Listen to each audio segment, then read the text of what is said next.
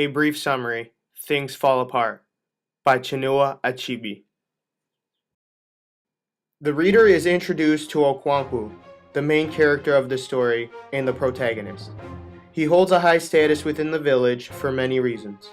He is wealthy in personal resources, supports 3 wives and 8 children.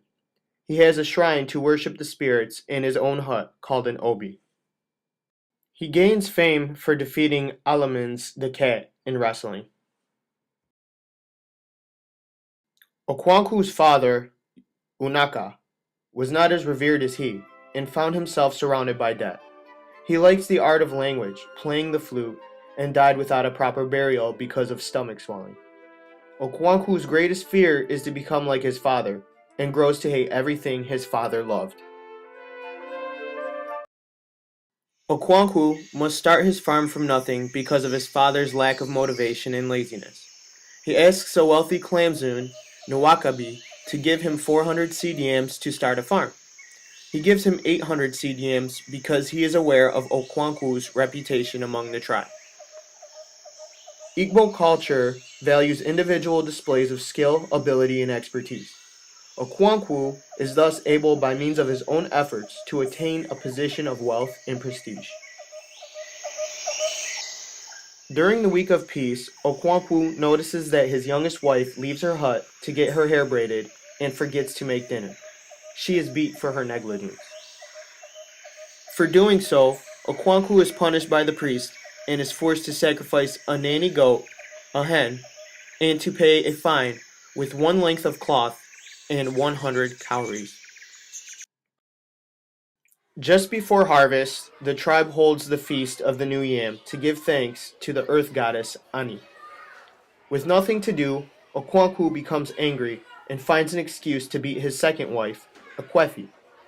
He then decides to go hunting with his gun. His wife utters something under her breath because Okonkwo is a bad hunter and the gun had rarely been shot. In a fit of fury, Okonkwo shoots at her and misses. Okonkwo is given the news that his stepson, Ikemefuna, must be killed. He lies to him and tells Ikemefuna that he will be sent back home.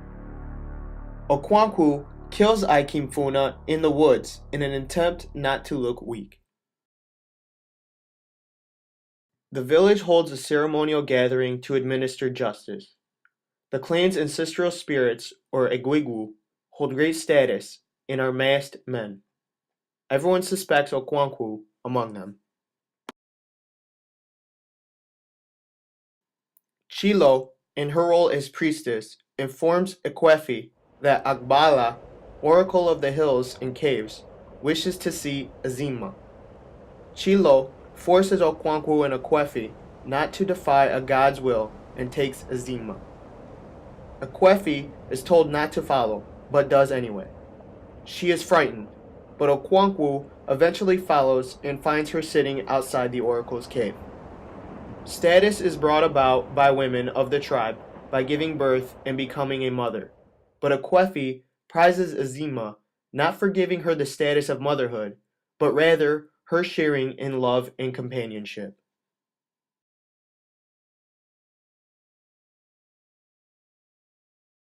Agbufi Azido's death is announced to the surrounding villages with the ekwa, a musical instrument. His funeral is large and elaborate. He took 3 of the clan's 4 titles for being a great warrior. Okonkwo's gun goes off and accidentally kills Azido's 16-year-old son. He is exiled for 7 years. Okonkwo is greeted warmly by his uncle Uchendu and the other clan. They help him build a compound and Okonkwo works on the farm through the rain season, but does not hold the same ambition that he first started with. He wanted to become one of the lords of the clan, but is set back by his exile. Missionaries begin to enter the village and speak to the villagers with an interpreter. He explains the Holy Trinity and how the tribesmen worship wooden figures as gods. Many of the tribesmen take it as a joke and laugh it off. Noe finds comfort in the new religion, and it helps to explain the death of Ikemefuna and the twin newborns. The church wins many converts of the Ifulafu, or titleless. Outcasts begin to join the converts. At first, the outcasts or Osu are looked down upon, but once accepted, they become the most passionate members of the church. Okwankwo's exile is running to an end, and before he leaves, he provides a large feast for his mother's kinsmen. He is grateful, but regrets his missed opportunity to have further increased his status and influence among his own clan. Men without titles turn to Christianity to find affirmation of their individual worth. The Osu are able to discard others' perception of them as members of ostracized caste and enter the church as equals of other converts.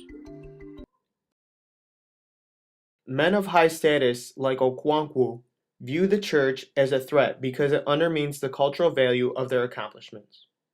Their titles and their positions as religious authorities and clan leaders lose force and prestige if men of lower status are not there.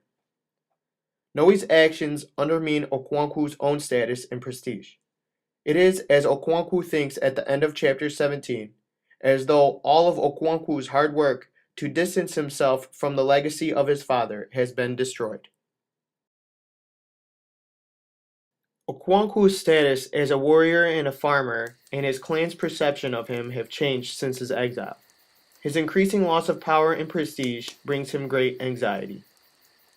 A convert, Anach, unmasks an Egwugwu during the annual ceremony to honor the earth deity, an act equivalent to killing an ancestral spirit. The clan burns Anach's compound to the ground.